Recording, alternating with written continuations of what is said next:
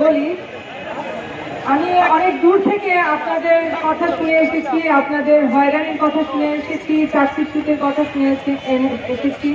আরবি কিভাবে শোষণমূলক একটা ব্যবস্থা দিয়ে রেখেছে, কিভাবে এই দ্বৈত ব্যবস্থা আপনাদেরকে নানানভাবে আক্রান্ত করছে এবং আপনাদের জীবন জীবিকার উপরে হুমকি হয়ে দাঁড়িয়েছে, সেগুলো আমি দূর থেকে দেখেছি, শুনেছি।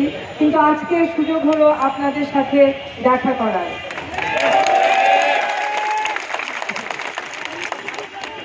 আপনারা আজকে এখানে সমবেত হয়েছেন আপনাদের অধিকার আদায়ের দাবিতে।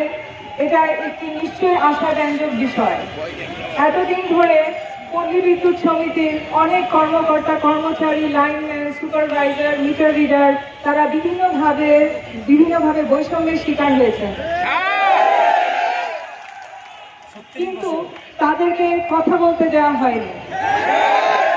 আমরা আশা করেছিলাম 24শে গণ অভ্যুত্থানের পরে যে নতুন বাংলাদেশ আসবে, যে বাংলাদেশে আমরা থাকবো, সেখানে একটা বৈষম্যহীন সমাজ ব্যবস্থা তৈরি হবে, একটি কাঠামো তৈরি হবে, যেখানে প্রত্যেকটি প্রতিষ্ঠানে একটি গণতান্ত্রিক পরিবেশ তৈরি হবে, সকলের কথা বলার সুযোগ তৈরি হবে, যেখানে সবাই তার নিজের বক্তব্য উপস্থাপন করতে পারবেন। কিন্তু আমরা দেখলাম ফেসবুকে পোস্টের কারণে এখন মানুষকে চাকরিচ্যুত করা হয়। আমরা আরো দেখলাম যে কিছু দেশদ্রোহী ট্যাগকে কিভাবে জেল খাটানো হয়েছে, আমাদের আকাঙ্ক্ষা ছিল না। যে দায়িত্ব আছে এখানে তাদের আসলে প্রাতিষ্ঠানিকভাবে অনেক সংস্কার করার প্রয়োজন ছিল, কিন্তু তারা ব্যর্থ হয়েছে। তারা যদি ব্যর্থ না হতো তাহলে গত 7-8 মাস ধরে আপনারা যে ধৈর্যের পরিচয় দিয়ে গেছেন, তাতে আপনাদের এখানে আসার কথা ছিল না। আপনারা আজকে এখানে সমবেত হয়েছেন এবং আপনারা আপনাদের অধিকার আদায় করতে চাইছেন, সেটা দেখে আমার মনে হয় এই দেশ এখনো একটা আশা পায় যে প্রতিটি প্রতিষ্ঠানে গণতান্ত্রিক চর্চার জন্য মানুষ এখনো লড়াই করে যাচ্ছে এবং এই লড়াই চলবে।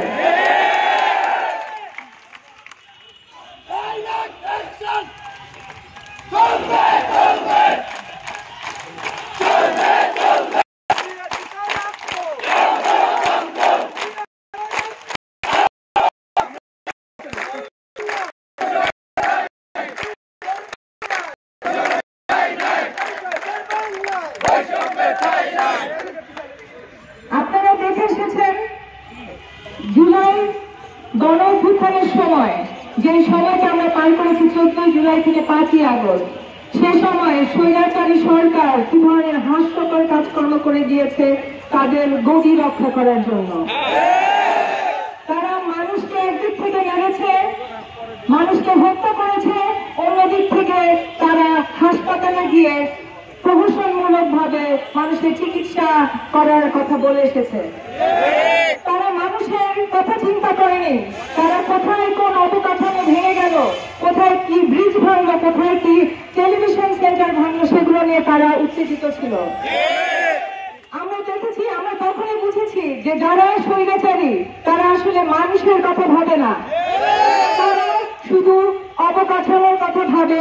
তাদের কাছে প্রত্যেকটি অবকাঠামো এক একটা প্রাণ, তারা আসল প্রাণের খোঁজ নেয় না। কিন্তু এই বৈষম্যহীন, আমরা একটি যে বৈষম্যহীন বাংলাদেশ গড়ে তুলতে চাই, সেখানে আমরা প্রতিটি প্রাণের মূল্য দিতে চাই। আমরা দেখে এসেছি কিভাবে লাইনম্যানরা ঝুঁকিপূর্ণ কাজ করতে গিয়ে বিভিন্নভাবে আহত হয়েছেন, কেউ কেউ নিহত হয়েছেন এবং এর সংখ্যা বেড়ে চলেছে। গত 14 বছরে আমরা দেখেছি, কিন্তু তাদেরকে ক্ষতিপূরণ দেওয়া হয়নি। এই পুরো দ্বৈত ব্যবস্থা একটি বৈষম্যমূলক ব্যবস্থা ছিল। কারো কথা এখানে সমানভাবে আসতে পারেনি, তাদের কথা কেউ শোনেনি, তাদের কথা জানেনি। আমরা শুধু একটু দুটো খবরের মধ্যে দিয়ে তাদেরকে দেখেছি এভাবে করে বঞ্চিত হতে, কিন্তু এই স্বৈরাচারী সরকার পতনের পর মানুষ উজ্জীবিত হয়েছে, তাদের আকাঙ্ক্ষা তৈরি হয়েছে, তারা আর এগুলো মেনে নেবে না। অন্তর্বর্তী সরকারকে আমরা দেখেছি তারা আগ্রহী হয়ে একটা কমিটি গঠন করেছে, যেই কমিটির দায়িত্ব ছিল একটি প্রতিবেদন দেওয়া।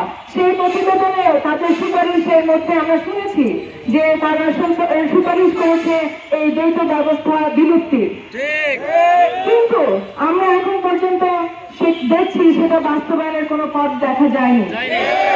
এবং আমরা আরো দেখেছি শুধু এই অন্তর্বর্তী সরকারের সময় না, এর আগেও বিভিন্নভাবে সংস্কারের উদ্যোগ নেওয়া হয়েছিল, কিন্তু সেগুলো বাস্তবায়ন হয়নি।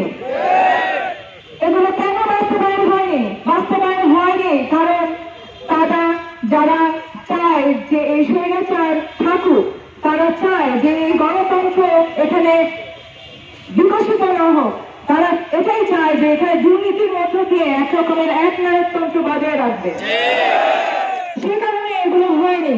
কিন্তু আজকে আমরা খুবই আশাহত হয়ে দেখলাম যে এতদিন হয়ে গেল, প্রতিবেদনও কিন্তু প্রস্তুত, কিন্তু কোনো পদক্ষেপ নেওয়া হচ্ছে না। উল্টো দেখা যাচ্ছে এই বৈষম্যমূলক ব্যবস্থাকে টিকিয়ে রাখার জন্য কিছু কিছু মানুষ তাদের ক্ষমতা প্রদর্শন করছে। আমরা দেখছি ক্ষমতা প্রদর্শনের জন্য তারা বিভিন্ন কর্মচারীদেরকে ইতিমধ্যে চাকরিচ্যুত করেছে, সংযুক্ত করেছে। এবং আমরা দেখেছি যে কিভাবে বিভিন্ন ব্যক্তি তারা কথা বলতে ভয় পাচ্ছেন। কিন্তু আপনারা এই সমস্ত ভয় কাটিয়ে আপনাদের দেয়ালে পিঠ থেকেছে, এখন আপনারা এসে এখানে হাজির হয়েছেন, এইটা একটা আশার কথা। যারা মনে করছে আপনারা এখানে এসেছেন বলে এই দেশে আপনারা একটা অরাজকতা তৈরি করছেন, তারা আসলে আপনাদের জন্য ভাবে না। আপনাদের প্রত্যেকটি মানুষের অধিকার আছে কথা বলবার। যে বৈষম্যমূলক ব্যবস্থার মধ্যে দিয়ে আমরা এতদিন এসেছি, সেটা মেনে না নেবার পেছনে যথেষ্ট কারণ রয়েছে বলে আপনারা এসেছেন। সবকিছু আইনের চোখ দিয়ে যদি আপনি দেখতে চান যে আইন তৈরি হয়েছে আপনাদের জন্য, সেই আইন বৈষম্যমূলক হবে। অভিন্ন সার্ভিস কোড থাকতে হবে, যেখানে আপনাদের সংগঠিত হওয়ার অধিকার থাকতে হবে, আপনাদের কথা বলার অধিকার থাকতে হবে। এবং আমি মনে করি আপনাদের এই আন্দোলন, এই চাহিদা ন্যায্য। আপনারা 7টি দফা এর মধ্যে ঘোষণা করেছেন। আমি অন্তর্বর্তী সরকারকে অনুরোধ জানাবো তারা যেন এই বিষয়টি গুরুত্ব সহকারে দেখে।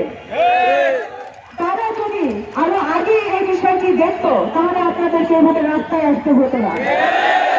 আমরা দেখেছি শুধু আপনারা না, প্রত্যেকটা দেশে প্রত্যেক কৃষিজীবী মানুষেরাই নানানভাবে আক্রান্ত হয়ে পথে নামছেন।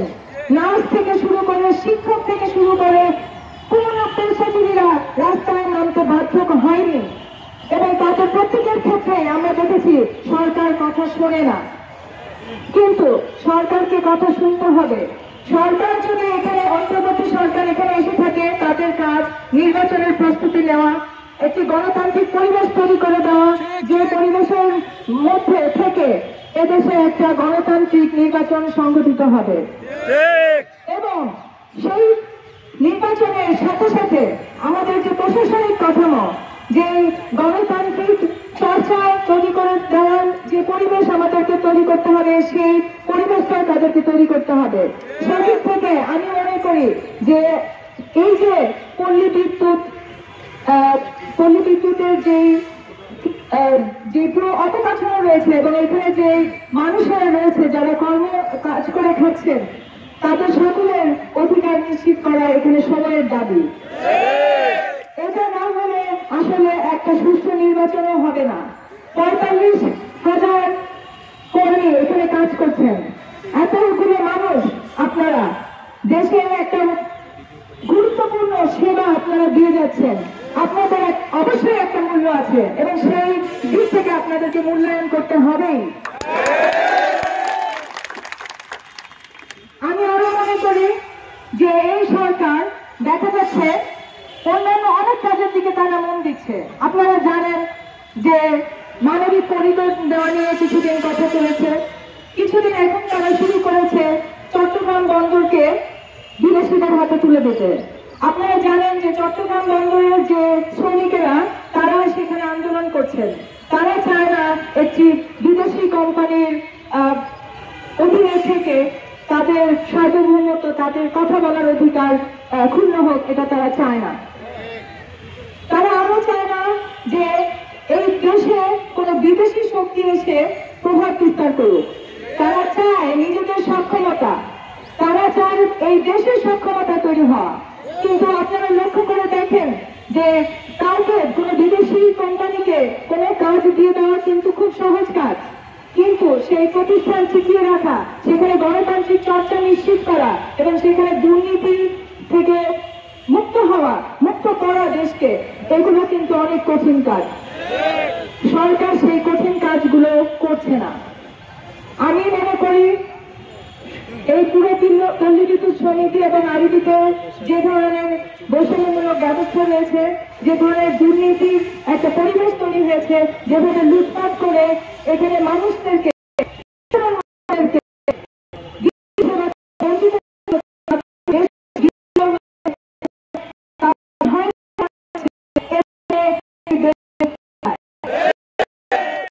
আমরা জানি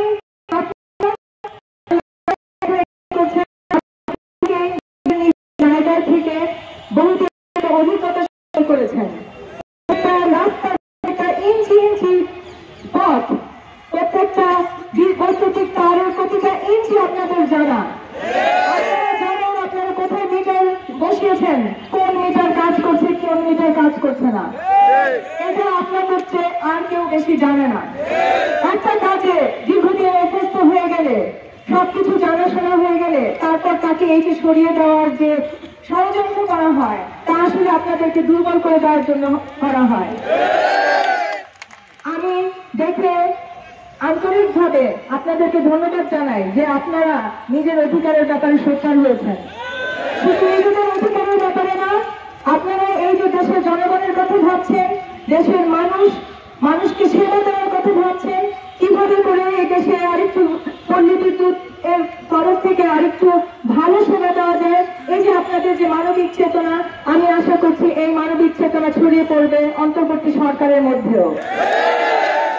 এবং আমি আশা করছি দ্রুত তারা আপনাদের দাবিগুলো পূরণ করবেন। কোনোভাবেই এক রাজতন্ত্র, কোনোভাবেই স্বৈরাচারী কার্যকলাপ চলতে দেওয়া যাবে না। এ থেকে দেশকে মুক্ত করতে হবে। আপনারা হয়তো ছোট্ট একটি জায়গায় তা থেকে মুক্ত হওয়ার চেষ্টা করছেন, কিন্তু সারা দেশে আমাদেরকে এরকম স্বৈরাচারী আরো যেসব শক্তি রয়েছে, সেগুলো থেকে আমাদেরকে মুক্ত করতে হবে। আপনার দাবির সাথে সংহতি আমার বক্তব্য এখানে করছি।